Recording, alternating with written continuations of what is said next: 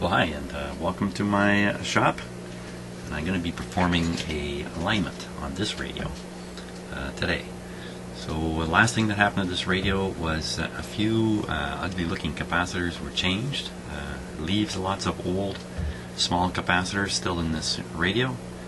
And the reason I went ahead and did that was because of an earlier attempt to align this radio, and I found when I tuned to the higher end of the AM band anyway, the ordinary AM broadcast band, the radio just faded out. So kind of on a whim, I replaced three kind of oily looking capacitors. Here they are. And then I retested the radio, and the fading doesn't appear to be there. Now, it could be because I replaced those three capacitors, or it could be because something else was going on at the time I originally did the test. For now, I'll go with the capacitor story, but I find it a little hard to believe myself. I think I'd have to replace some other capacitors in the front end to have any effect on this problem that was there, but the problem's not there now. Radio seems to receive right across the band. So let's carry on with an alignment. If there is a further problem with the radio, it's going to appear during the alignment process. We'll become aware of it. So, I have all the noisemakers on in my house, all my computers, everything is running, so it's bound to be a bit of a noisy affair. Nevertheless, I've got a much better outdoor antenna. Here it is here, that red clip lead on it, to fight back the noise and provide a stronger noise-free signal at the antenna. And by noise, I don't mean hissy, crackly, lightning type staticky noise. I mean spurious signals coming from other pieces of equipment, and in particular little tiny power supplies in my various stuff in my house. So anyway, enough talk. Let's fire this radio up and just make sure it's working. I haven't been in my shop for a few days because the weather's been great. So you can guess the reason I'm down here in my shop this morning is because the weather's not so great outside. It's a gray day. It looks like it's probably going to rain. So why not be in my shop doing this kind of stuff? So we'll when I do the alignment, there's various ways to measure the output while you're doing an alignment. One is just to use your ear and try to hear the improvements. That's okay for a rough alignment, but for the fine stuff, you can't hear small variations in volume. Your ear just can't hear it. So another alternative is to hook up the speaker you're listening to a meter, and then you can watch the meter and see objectively what you're hearing. And that's what's been done here. Here's the speaker, there's some clip leads, and this meter here is going to show the output on the speaker. Now the sensitivity of this meter is a little bit limited. The lowest I can turn it on AC is 1.5 volts full scale, but that should be enough. Believe me, a 1.5 volt signal going into this speaker, and my neighbor's going to wonder what's going on. No, they may not be that loud. We'll find out as we go, but it may turn out that to get a good reading on the meter, I need a lot of sound coming out of this speaker. That may not be the best approach in the end. And another thing to watch for, hey, you can't watch it like that. You got to move up. There we go. Is to watch for the frequencies that I've set up on my signal generator, which I'm feeding into the radio. Keep an eye on that. Me too. So now here's the output of my signal generator, and I'm just going to feed it right into the antenna on the back of the radio.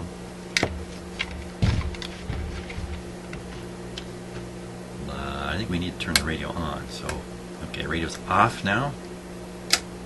Oh no, radio's off now. The volume turned down.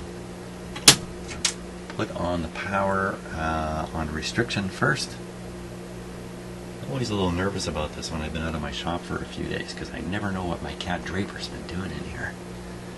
It looks pretty good, so put on the power. Now the radio's off, so it's not drawing any power. When the radio draws power, it's going to draw it through these light bulbs over here, and you're gonna see the light up. I mean, if you've watched enough of my videos, you know what's going to happen. And you keep an eye on this meter, which shows the line voltage coming into my house, which is uncharacteristically low, or maybe I should say in the summer months appears to be much lower than it is in the winter months. It's very curious to me. So the voltage now is about 113, whereas in the summer at times it was pushing 122. So, okay. And incidentally, electric heat is not something that's used much in this vintage of home. This is a 1960s home or later. A little bit earlier than this one, and electricity might have been used as the heating source. But in most homes in Canada, in fact, are heated with natural gas. So in the winter, just what's not pulling the line voltage down at my house is electric heat. And in the summer, of course, we run air conditioners, but there shouldn't be much demand for that right now, today. But in any case, who knows why the voltage is down? Maybe the power company changed the taps on the distribution transformer or something. Who knows? Hey, I'm talking a lot without doing anything here, so let's turn it on. Here we go. Okay. You see this light has lit up. You can also see the panel light over here. I always like to have the panel lights operating when I'm doing this because it's another visual indication that things are switched on. Line voltage has dropped down to nothing. This won't mean too much until we hear some sound. I don't think there's anything wrong here, so I'm going to give it full voltage.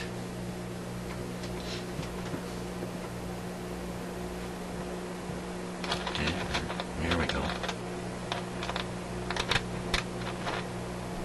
See that the meter is quite heavily damped, which means it moves slowly up and down. It doesn't move travel quickly. And I heard this static come out of this radio before. In fact, no, let's put it back on the outdoor antenna and just check it quickly and see what we're receiving. Now, I was playing around with my shortwave radio earlier, and believe me, it is a dead world for shortwave around here today. There's really nothing to pick up on shortwave. So I believe we're on the regular AM band. There we are. Okay, so I'm reassured the radio is working. You can hear some.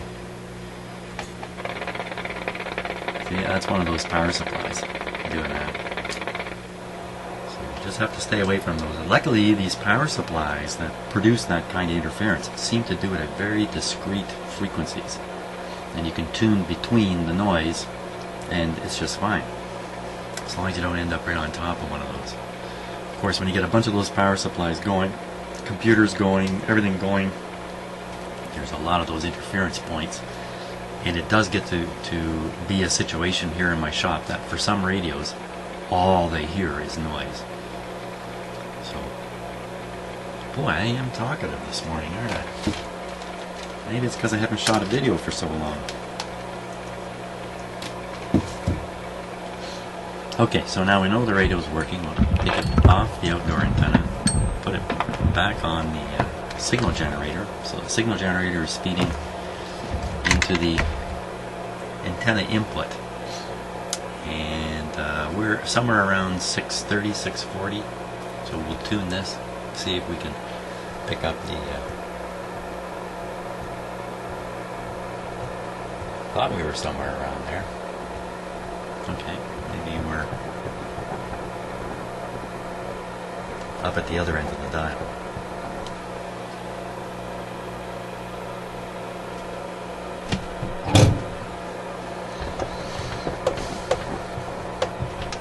Signal output was a little low, so maybe I just missed it.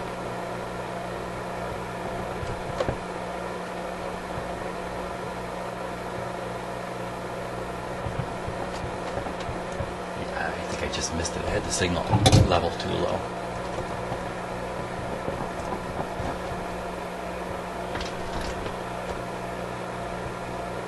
Okay, come on. There it is. Oh, 540.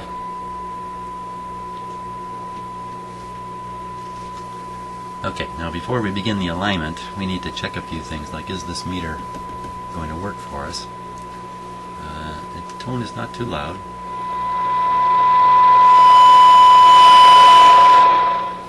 believe me, that's pretty loud by the time I get up to where we can hear it.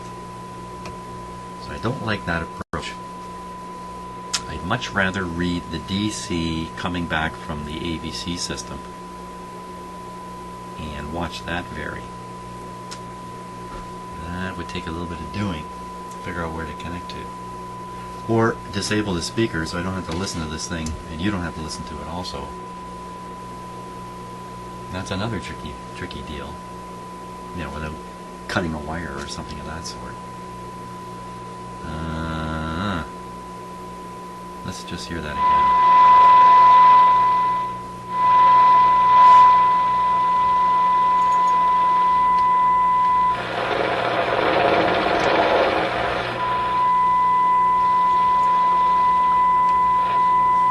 Yeah, I don't like it at all.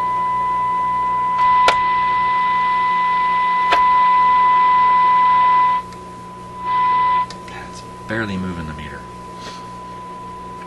Okay, I'm going to have to figure out how to connect to the AVC in this radio and watch the AVC voltage, which is actually a preferable way of doing this kind of thing. So I'm going to stop and figure that out.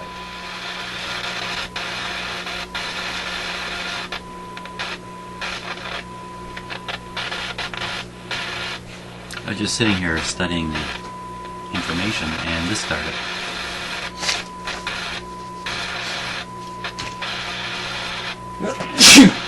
Excuse me.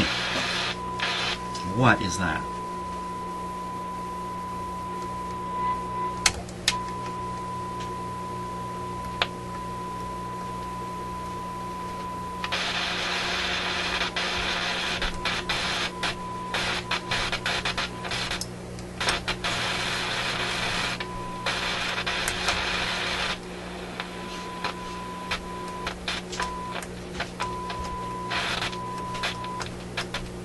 Like the switch needs a bit of work.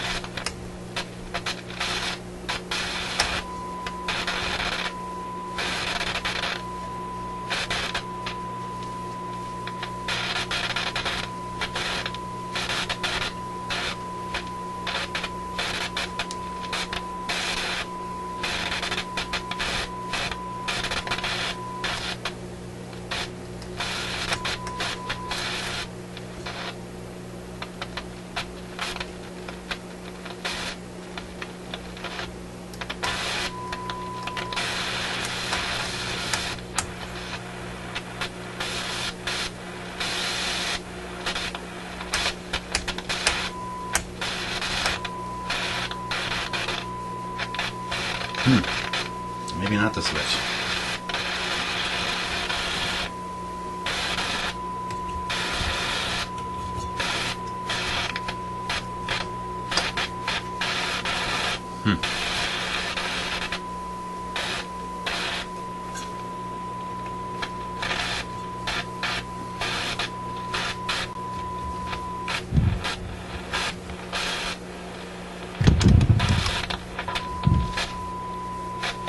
Well, I can't figure out what it is.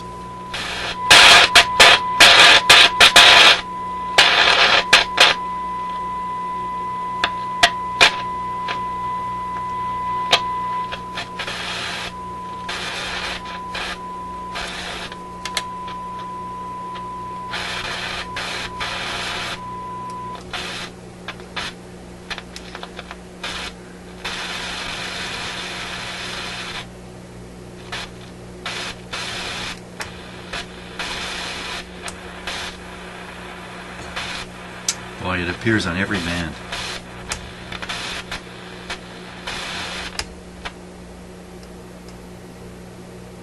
What happened? Oh, nothing.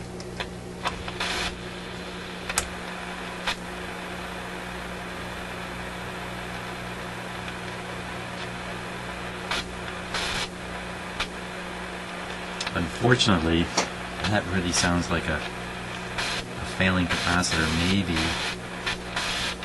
in the IF transformers.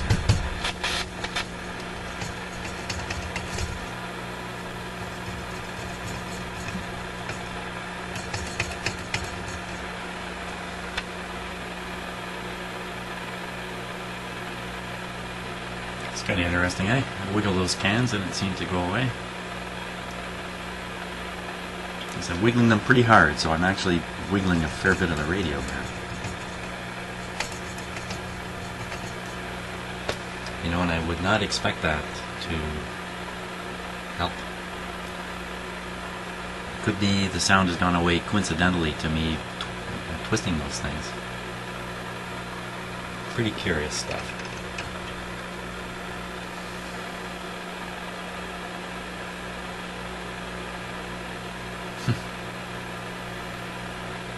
Yeah, it could be a tube.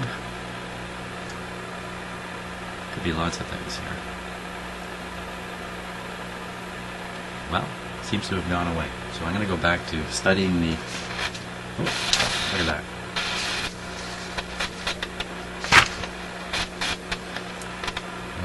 Okay, looks like we have another problem here to deal with.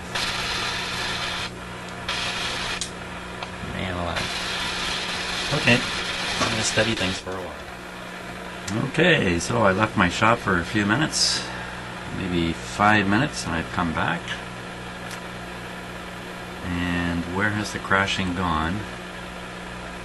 And the radio's sensitivity seems better, judging from the static noise in it. Not exactly what I wanted, because you can't hunt down an intermittent problem when it's gone silent like this. It's a number of times this radio has done this now. Well, let's just see if it is more sensitive.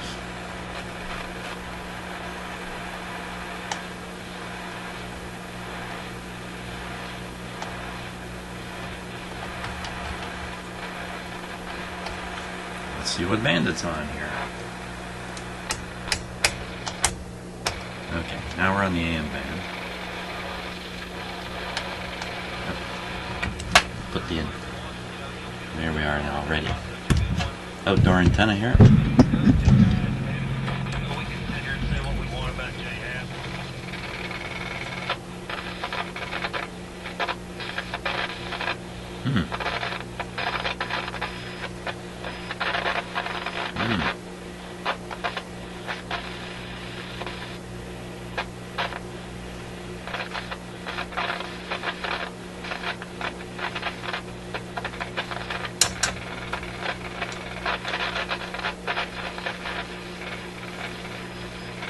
The bearings on this capacitor aren't so good.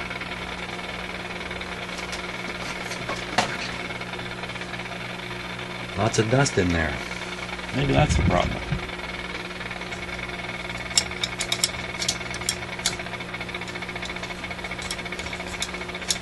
Funny it would go away though.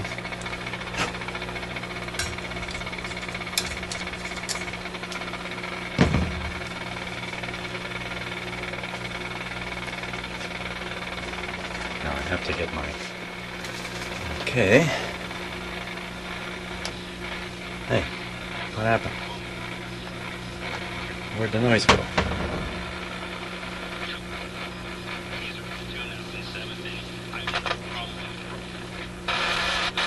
Huh? It is this.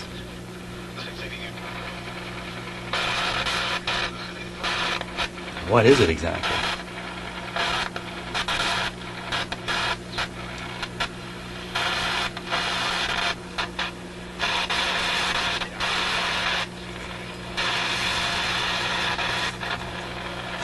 Okay, I don't know exactly what it is, so I'll just do all the bearings on this.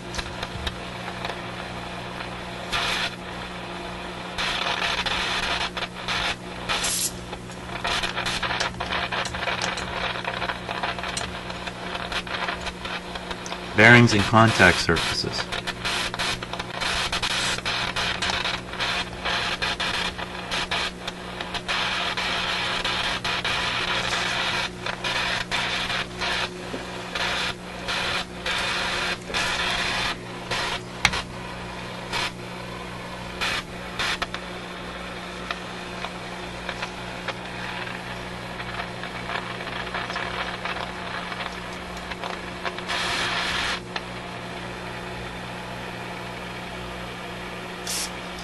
Ooh. Not sure what I sprayed there.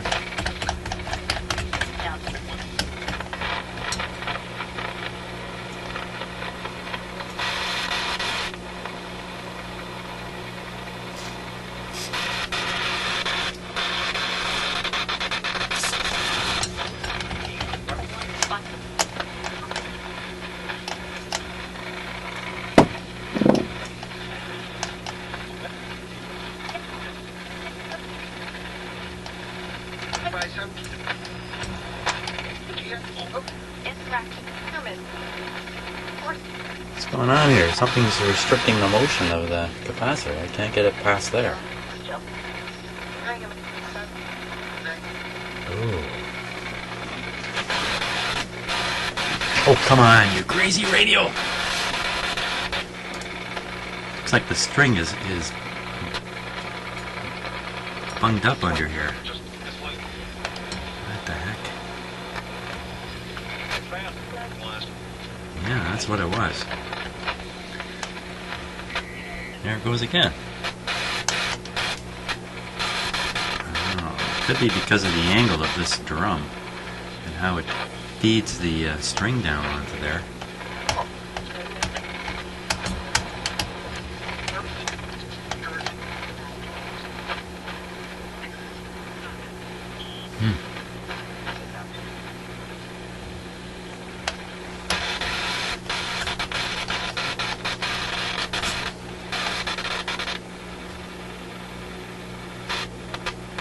Certainly seems to have something to do with this capacitor.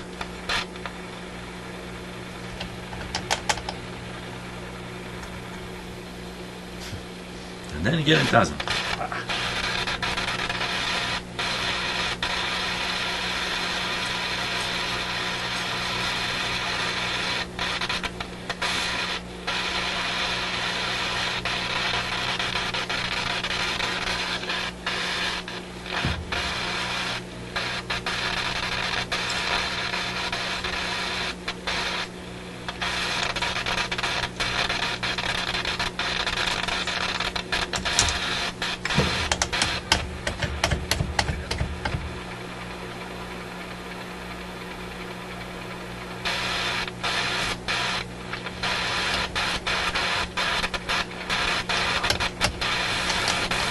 Thought I had it there, but I guess not.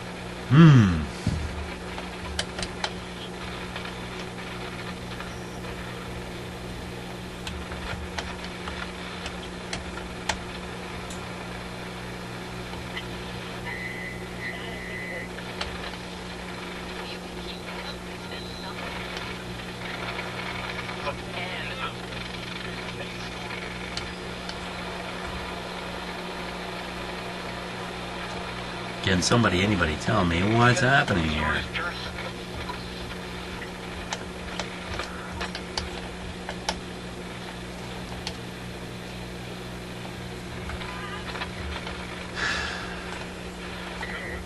That's the sigh of exasperation.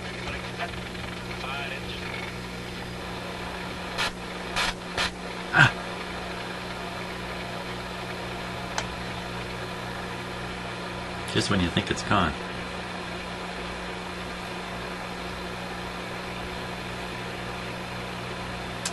Well,